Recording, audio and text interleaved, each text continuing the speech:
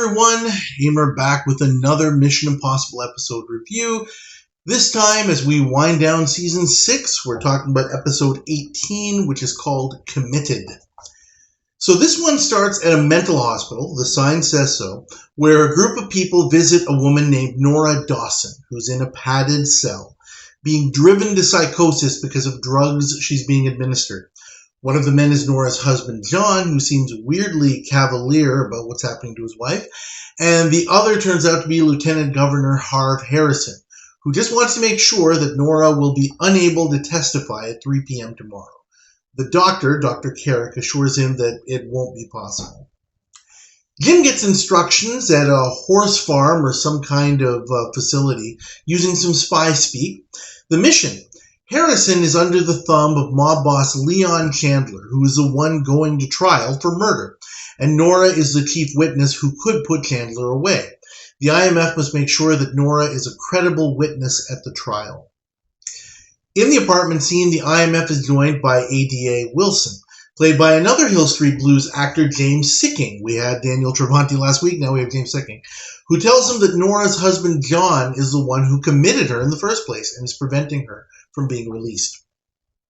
We're also told that Dr. Carrick and Nurse Brophy will be the main people that the IMF will have to work around at the facility. Jim visits Carrick about his unstable niece, Casey, who shows a childlike dependence on him. Casey accuses her photographer, Uncle Jim, of spending lots of time with random women in his studio instead of with her. Casey's performance is convincing enough that Carrick says he'll evaluate her. Nurse Brophy takes her away, where she continues to put on a show of being quite messed up, eventually grabbing a letter opener, cutting up a screen, and threatening the nurse, forcing the staff to put her in solitary next to Nora. Boatman Willie lets Barney off with some scuba gear near the hospital, claiming engine trouble to buy Barney time to get to a pipe leading into the facility. Meanwhile, Jim gets some stuff out of a maintenance van for later. Harris assures Chandler that Nora has been taken care of, but the mob boss is still worried. Harrison's concern is that Nora has already testified that Harrison was there the night Chandler murdered someone at the Dawson home and did nothing to stop him, which will cost him his re-election if Nora is dead and unable to, allow him to clear himself. Chandler tells him to send John Dawson over to his warehouse and then calls a fellow named Lusk, who works at the medical center, to take care of Dawson, which he does with a couple of gunshots. Nurse Brophy informs Jim about how bad Casey is, and Jim takes a pill which simulates a heart attack. Carrick examines him and says he's actually not having a heart attack, just needs to rest. Once alone, Jim signals Barney, tells him everything's going as planned, dons a doctor's coat and heads out of the facility back to the van as Barney sneaks into the boiler room. From there, Barney messes with various controls as Jim goes to the isolation ward and finds Casey. They set up a Casey dummy, break through the cell padding and wall, and Casey dons a Nora mask. Meanwhile, Nora's dosage is increased and she becomes increasingly incoherent. She was brought back to her cell and the nurse sees the Casey dummy sleeping peacefully. Chandler tells Lusk to kill Nora before she's taken to court. He doesn't want to take any chances, as Jim and Casey quietly enter the confused Nora's cell. Casey knocks on Nora's cell door, surprising the heck out of Brophy, who opens it and is quickly knocked out. Nora is put into a wheelchair. Jim wheels her out of the facility, putting her in the IMF van and giving her the IMF-prepared antidote. Jim signals Barney that it's go time, and he starts his devices, messing with the boiler pressure, requiring a shutdown. Maintenance supervisor Barney is called, says he'll send somebody over. Maintenance man Jim arrives, clearing out the area and giving Nora to Barney to take away before fixing the boiler problem. Nora slowly starts to recover, but is understandably distraught and requires Barney to comfort her on the way out. Jim chloroforms the tower guard, allowing Willie to come back with the boat and pick them up. Brophy comes to and pushes Casey as Nora back into her cell after the IMF stage a failed escape attempt. Lusk comes to solitary with a cyanide injection, getting Brophy to leave by claiming Carrick wants to see her. Casey signals Jim and manages to stave Lusk off until he can arrive and save her. Carrick and Brophy realize that Lusk got them away from Nora for some reason, obviously related to doing something to her, and dash over, but fortunately see that Casey as Nora is none the worse for wear and still in her cell. The trial begins, and Harrison testifies that the death at the Dawson home was accidental. Brophy brings the still crazed Nora towards the stand, where she breaks loose from her and eyes the jury weirdly. Wilson has his Perry Mason moment in court, where he unmasks Casey, who's moved aside by the judge. The IMF bring in the real Nora, and despite Chandler's lawyer's protests, Wilson reminds him that he was the one who opened the door to questioning Nora's sanity. So the judge allows her to testify, telling the truth about what happened in her home. Mission accomplished. I'm going to give this episode a grade of C, kind of on the border with C-. I actually had it in my first go-round rated significantly higher than this. But in watching it again, I'm going to admit that there's a little bit of my nostalgia filter and another filter that kind of contributed to that. I think C- is right, is the right range for this. What's good about this episode? The reason I had it rated much higher before was on the basis of the performance of Susan Howard as Nora. I love Susan Howard. She was a regular on the TV show Dallas for a very, very long time. Another show which I absolutely love, and I actually had a whole website and review thing related to that for quite some time, about 20 years ago. She's great, and her performance is great. It's interesting. Nora is not what we would call what I would call an incidental character. She's named in the mission. She's not just kind of somebody who is kind of along for the ride and shouldn't even be there in the first place. No, she's really the whole reason why the mission is happening. She shares some characteristics with some of the incidental characters that we have seen. We are rooting for her in a sense. Obviously, we would like to see Nora be okay as far as that is possible in the end. But, kind of not in the usual way. Not in the way that, for example, Gabby from back in Hunted or Eve Zembra from Squeeze Play last season. It's quite different. That said, Susan Howard's performance is great. Also great, Linda Day George as Jim's crazy niece is also really, really excellent. For a significant part of the episode, obviously, Susan Howard is playing Casey as Nora. But when Linda Day George is on the screen, she's fantastic. I totally buy her as this psycho. really good. Some other good things I'd like to mention. There's a good smattering of guest stars, but there are too many of them. This one reminds me of the episode in season 5 that was called The Field, if you remember that one. That one also had a really good array of guest stars, but I commented then, as I'm commenting now, that there were just way too many. And the screen time is just split amongst them so much. It certainly was in that episode. Here, it's a little heavy towards Nurse Brophy and Dr. Carrick. The other bad guys don't do a whole heck of a lot. Alan Bergman, for example, as Harv Harrison, is only in a few scenes. We don't really get to see him a whole heck of a lot, and I'll have more to say about that later. I also want to mention that a really, really good casting choice, speaking of the guest stars, of Anne Francine as Nurse Brophy. Oh my gosh. Can you think of a better actress to play a kind of a scary psychiatric nurse than this woman? She's perfect. The only better choice might have been Louise Fletcher, who played Nurse Ratched in One Flew Over the Cuckoo's Nest, and kind of set the tone. She's kind of the trope codifier in a sense for that kind of scary psychiatric nurse. But wow, that was really, really a fantastic casting choice, and kudos to the producers for that. The teamwork is good, if a bit imbalanced. Willie is basically just on boat sailing duty here. And it's really Jim and Casey. And, Barney does a significant amount of physical work, but it's one of those kinds of episodes where you've got a couple of the members really, driving the action forward. Moving on to stuff where there's kind of some counterpoints. I mentioned about the guest stars. Despite the fact that they're good actors and actresses, there are way too many of them, and overall there's way too many antagonists in this episode. The main target is very, very kind of nebulous here. Obviously, the mission is to make sure that there's proper testimony against Chandler. Fine. But really, the thrust of the episode is to work against Brophy and Carrick as the antagonists. In a sense, it is. And even then, it's not really kind of working against them. I don't even really quite know how to explain it. We're just really kind of trying to save Nora, and all of these people are just obstacles in the way.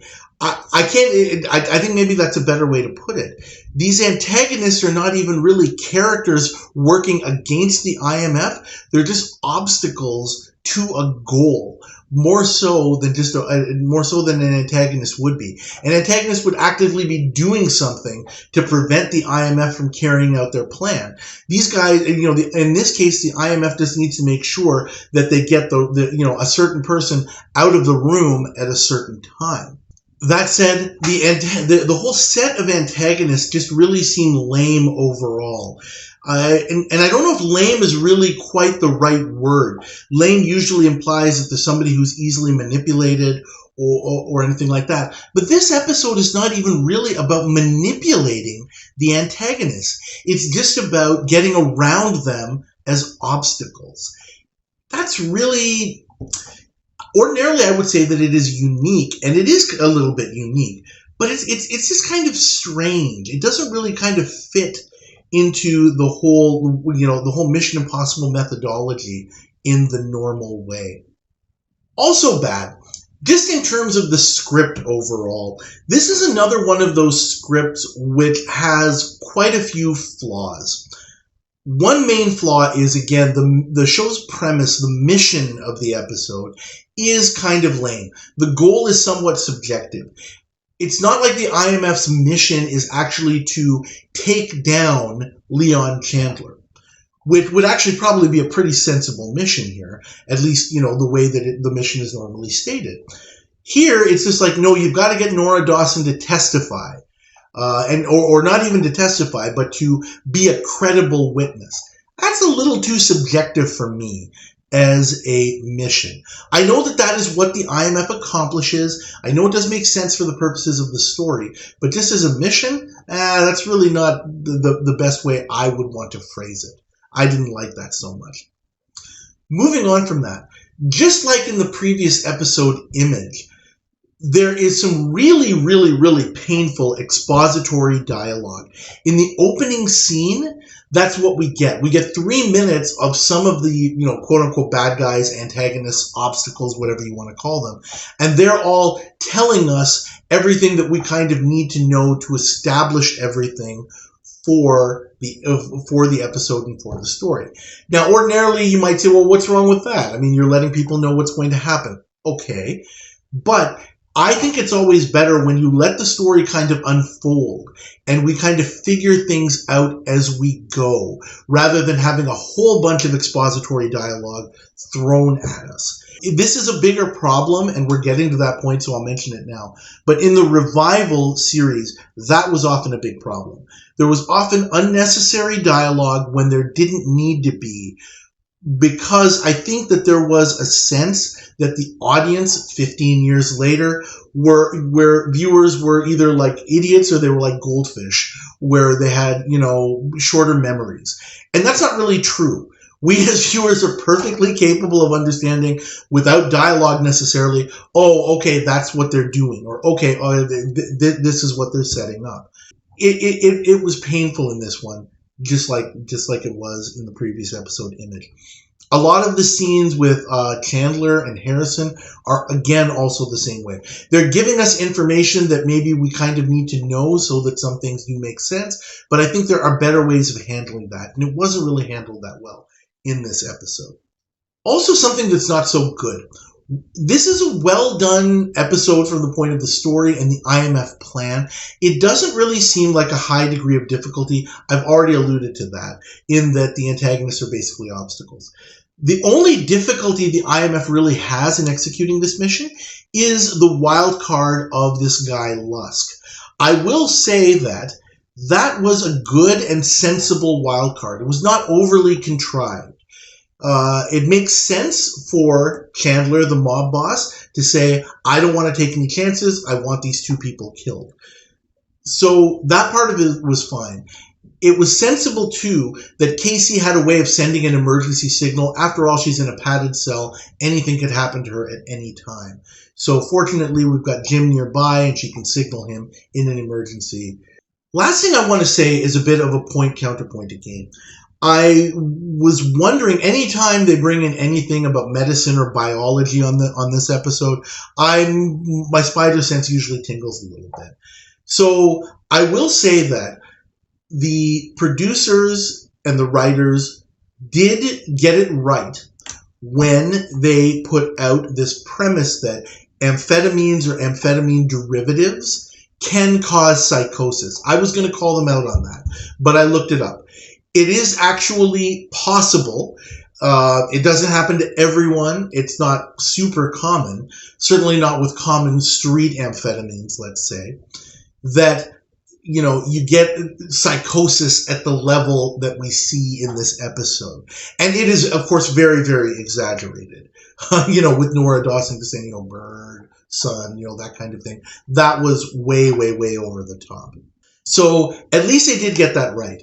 It is possible for amphetamines and such drugs to affect brain chemistry to the point where somebody does become, dissociated from reality. No problem there.